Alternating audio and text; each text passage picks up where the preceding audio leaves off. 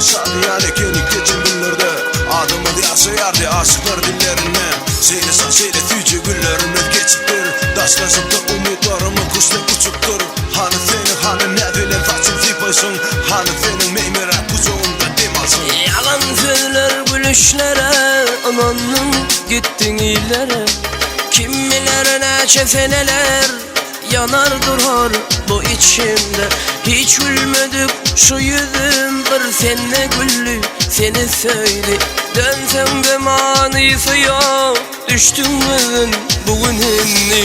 Adalatsız koca dünya yeni bulan bana bulli. Aşka taşı yaracısı dönüp gelip bana değdi.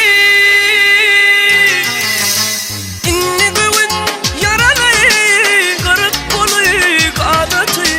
Sinne kalı yarası varsın vursun acısı. İnni güvün yaralı kırık bulik adatı. Sinne kalı yarası varsın dursun acısı. Güvün yarası.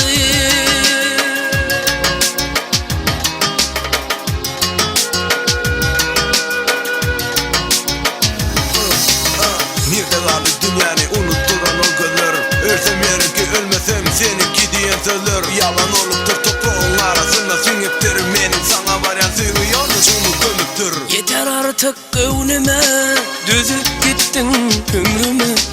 Bugün sarım ananlığım, güne ziyan bulmam. Hiç gülmedik şu yüzüm bir sene güllü seni söyle. Dönsem de manisi yok düştün mü bugün henni.